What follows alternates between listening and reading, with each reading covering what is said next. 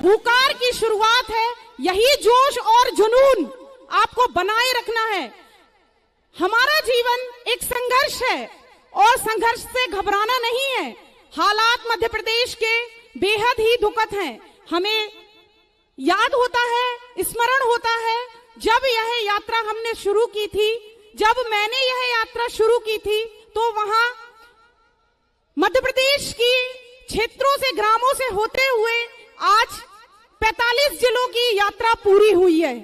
और इन 45 जिलों में मध्य प्रदेश का जो विकास की बातें होती हैं, उसकी सत्यता को हमने देखा। क्या वाकई वहां ऐसा विकास है? दुखद है। मध्य प्रदेश के आप हालात जाकर देखिए। अगर आपको वास्तविक विकास को देखना है तो ग्रामीण अंचलों में जाकर देखिए। आज भी हमारे छात्र टिपटिपाते हुए छात्रावासों में निवास कर रहे हैं। सीलन से उनकी दीवारें भरी पड़ी हैं। हमारे छात्र छात्रवृत्ति का इंतजार कर रहे हैं। छात्रवृत्ति नहीं हुई, ये संघर्ष वृत्ति बन गई है। आवास सहायता राशि विगत 3 वर्षों से लंबित है। आखिर क्यों हमारे छात्रों के खातों में नहीं पहुंच पा रही है? यहाँ पर जो छात्र और युवा आए हुए हैं, यह इतनी कड़कड़ाती धूप में, इतनी चिलचिलाती धूप में अपने हक अधिकारों की आवाज को लेकर आए हैं। शासन को हम अवगत करा देना चाहते हैं।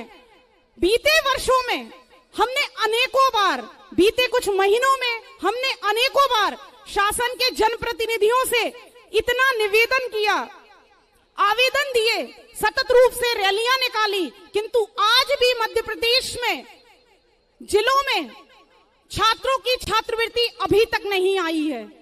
आप सोचिए, हमारे छात्र ग्रामीण अंचल परिवेश से आते हैं। यदि उनके खातों में छात्रवृत्ति नहीं आती है तो उनके हालात ऐसे बन गए हैं कि वे अपने अध्ययन को छोड़ने पर विवश हैं।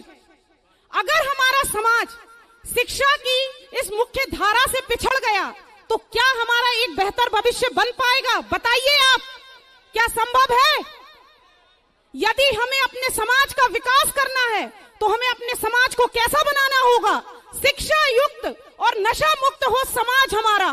कैसा बनाना होगा? शिक्षा युक्त और नशा मुक्त हो समाज हमारा।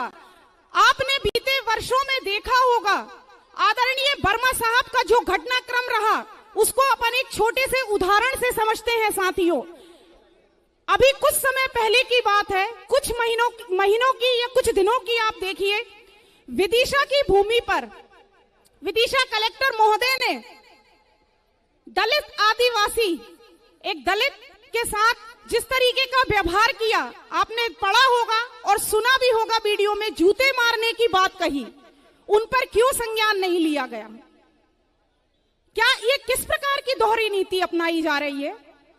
और जहां पर आदरणीय वर्मा साहब ने जब रोटी बेटी के संबंध की बात करी, सामाजिक समरसता की बात करी, तो उनके शब्दों को गलत तरीके से परिभाषित करके उन्हें कठोरतम कार्यवाही की जा रही है। वे तनावग्रस्त होते जा रहे हैं। उनके परिवार को कितना कुछ झेलना पड़ रहा है। सत्येंद्र विद्रोही जी से अनुरोध है कि वो आज ये प्रश्न बनता है कि अगर शासन वाकई मंच के पास आ जाएं, हमारे इस बहुजन समाज के साथ एक हमारे सज्जन का मोबाइल गुम हुआ है, न्यायपूर्ण नीति अपनाती है, कृपया यहाँ